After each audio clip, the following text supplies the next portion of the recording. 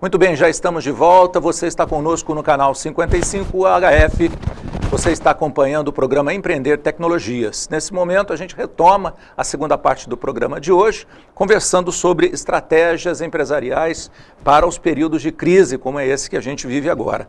Oswaldo, estou recebendo aqui nos estúdios o Oswaldo Gastaldon, doutor pela Unimep, em administração da produção e mestre em administração também pela Universidade Mackenzie, coordenador do curso Administração, convênio FGV, Fundação Getúlio Vargas, curador da Fundação Educacional e também ex-presidente da FUVEC.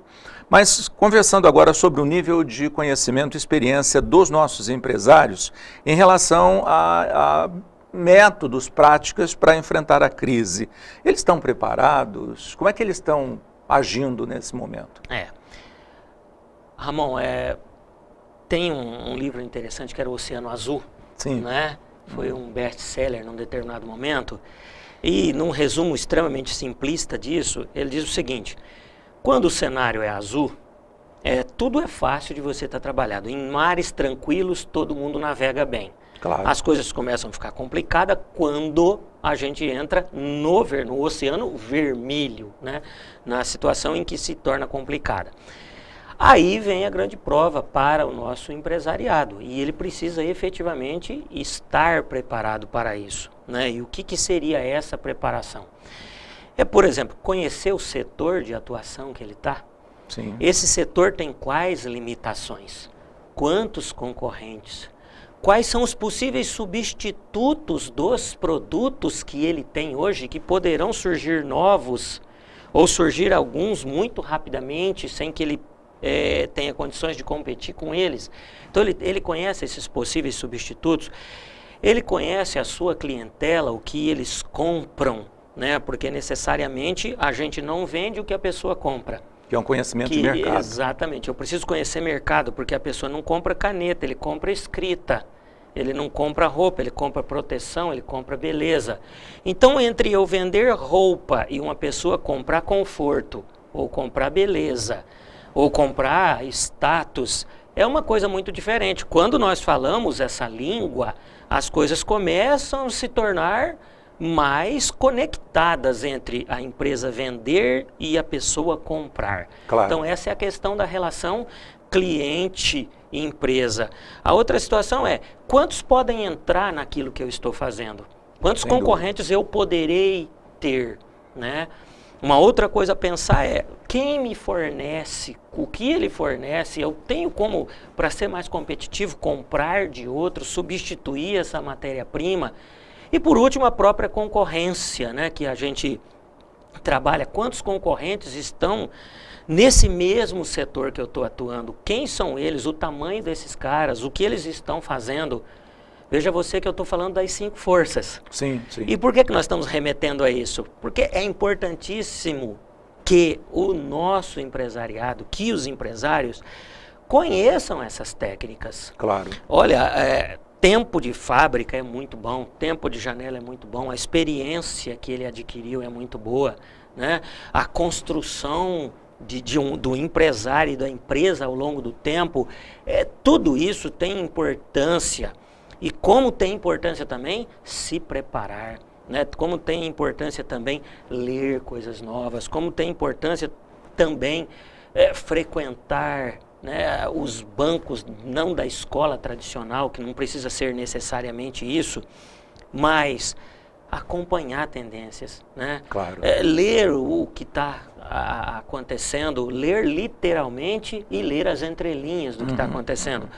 Tudo isso faz parte da formação de um empresário moderno. Sem dúvida. Faz parte da formação de um empresário mais conectado, de um empresário que vive uma realidade diferente do que era há anos atrás, né? Sem dúvida. Existe um dinamismo de mercado, né? Existe um dinamismo do próprio cliente. O próprio nível de complexidade do mundo dos negócios, ele aumenta substancialmente de ano para ano. De ano né? para ano, com certeza. E exige que o empresário também caminhe nesse ritmo, porque senão a obsolescência é muito rápida. Ah, né? não tem. E a obsolescência do conhecimento dele, dos profissionais que trabalham com ele, vai ser automaticamente a obsolescência da própria empresa. A consequência é essa. Exatamente. Para pegar um exemplo, ontem nós estivemos visitando a empresa Saierlach. Trata-se da maior empresa de vernizes da América do Sul. E eu ouvi de um dos diretores, aliás, uma pessoa muito acordada, um empresário já de longa data, para ter uma ideia, ele está há 46 anos dentro da Saierlach, e ele é um dos diretores. Mais uma pessoa muito acordada. E ele falou uma frase que me chamou muito a atenção. Ele disse: eu estou aqui procurando soluções para os meus clientes. Olha que coisa interessante. Sim. É uma pequena frase, mas se explorada, ela nos diz muito. Ele não disse, eu estou fazendo produto, eu estou fabricando verniz, eu estou fabricando tintas. Ele disse, eu estou procurando e desenvolvendo soluções para os meus clientes. Uma pessoa dessa, Ramon, eu penso que ele vai vender sempre. Claro. Eu penso que ele sempre terá mercado. Porque ele não tem produto, ele tem solução. Os outros têm problema, os outros têm desafios, mas ele está buscando solução. Essa pessoa tem grande tendência de ficar no mercado. Ele tem grandes possibilidades de ficar no mercado, porque ele oferece solução. Eu, você e todos os demais estamos buscando soluções. Se alguém nos oferece... Sem dúvida. Eu acho que esse é um dos grandes caminhos. E isso não pode ser só retórica, lógico. Eu tenho certeza que o seu Marino, esse empresário que eu me referia, eu tenho certeza que ele falou, mas pensa, age e trabalha dessa maneira. São construções mentais que ajudam o posicionamento profissional. Olha que construção mental conectada com essa complexidade que você mencionava. Exato. E realmente, se o empresário se der ao luxo de afastar-se dessas fontes, né, de conhecimento, de esclarecimento, que fomentam posturas inovadoras e estratégicas, com o passar do tempo, realmente a obsolescência não tem como não vir. Né? Acaba acontecendo, sendo uma consequência. Exatamente. Mas vamos lá, vamos fazer mais uma pergunta aqui. Os setores estão sendo todos afetados da mesma forma, Oswaldo? Ou existem setores que estão apresentando resultados melhores nesse momento? Ramon, é o que nós falávamos, existe uma dinâmica muito grande entre mercados, né? É claro que se você tem um ambiente de crise, todo mundo, mais ou menos, atravessam esse momento de crise e as consequências chegam a todo mundo. Mas eu acredito que existem setores que são talvez menos atingidos pela crise. Sim. Né? Por quê? Porque são aqueles setores que estão oferecendo situações para necessidades básicas, né? Soluções para necessidades básicas, que as pessoas continuam tendo que utilizar daquilo. Né? Claro. Ou se você é um cara diferenciado, se a sua empresa é diferenciada para esses setores, você continua tendo um crescimento. Né? Claro. Eu estava vendo que a Azul, aquela empresa aérea nova, relativamente nova no Brasil, ela continua com um nível de crescimento significativo. Por quê? Porque a Azul desenvolveu, né, estratégias e ações que tiram ela do comum. Enquanto todo mundo disputa o mesmo aeroporto, o mesmo passageiro, ela abriu aeroportos secundários. Né? Você tem 10 companhias que querem descer no aeroporto de Congonhas, mas você talvez não tenha nenhuma que queira descer no aeroporto de Uberlândia, no aeroporto de Cáceres, de Campinas. Tanto é que, veja você, ele saiu do eixo Rio-São Paulo, ele foi para Campinas. E ele se deu muito bem ali. Exato. Né? O aeroporto de Campinas triplicou num curto espaço de tempo, porque ele necessariamente viu um nicho diferenciado. Então, eu acho que quando você pensa que se o seu setor ele oferece oportunidades, se tem um nicho para você explorar, se tem ações, se tem um pouco da criatividade, o C.K. Prahalad sempre dizia, né, que estratégia é sinônimo de criatividade. Né? Se nós pudermos colocar uma pitada de criatividade naquilo que nós estamos fazendo, eu não tenho dúvida de que o nosso setor, o nosso negócio, a nossa indústria pode ser um pouco menos afetada. É um cardápio novo, né? É uma opção diferenciada. Isso quando a gente fala de uma empresa pequena, né? Como eu vejo que em alguns restaurantes o movimento continua. Aqui mesmo, claro, em Votuporanga, a gente observa isso, né? É porque a pessoa, de repente, está oferecendo algo de não mais do mesmo, claro, né? Mas algo de diferente na mesmice. Daí o que nós falávamos da questão anterior, né? De o empresário estar conectado com a mudança, né, Ramon? Preparado para a complexidade. Sem dúvida. Bom, a gente está quase chegando no final, eu não posso deixar de fazer essas perguntas aqui. O que se pode esperar da economia para esses próximos 2 anos? Ramon, eu acredito que a gente ainda tenha o ano de 2015, pelo menos o primeiro semestre de 2016, ainda muito apertado. Temos razões que levam a isso. Se nós vamos crescer 1% negativo esse ano, nós vamos levar resíduos disso para 2016. Então 2016 não pode ser muito bom.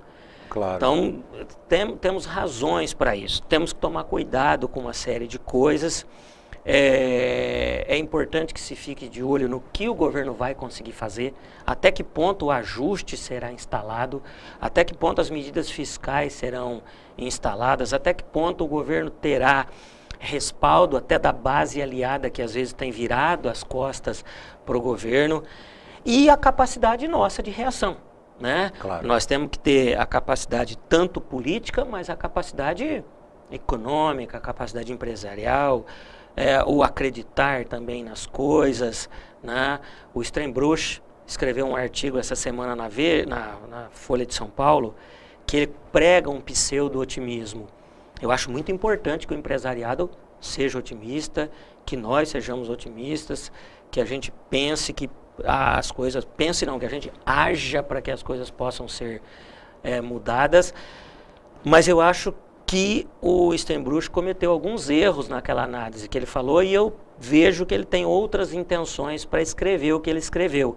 Então é preciso tomar cuidado quando uma pessoa escreve com intenções já direcionadas. Claro. Ele vai precisar do BNDES, então ele está fazendo uma leitura para que ele tenha esse apoio depois.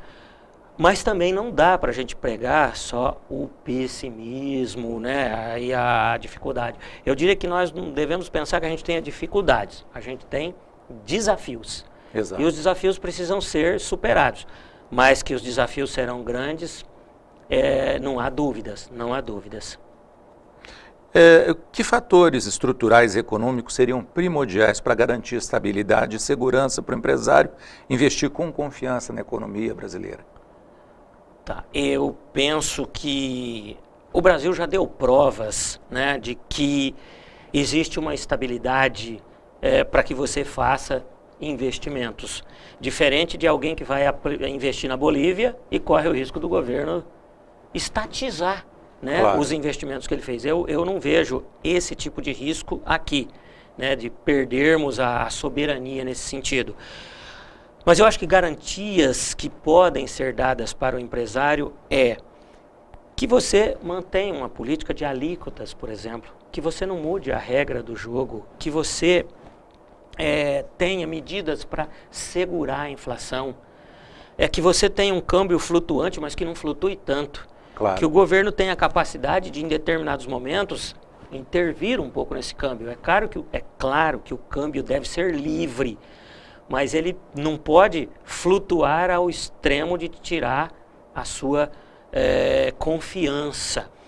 Também, Ramon, o governo, e isso é do governo mesmo, investir na infraestrutura de obras. Sim. Quando você tem obras, quando você tem grandes obras sendo tocadas, você em volta disso você cria muitas outras situações.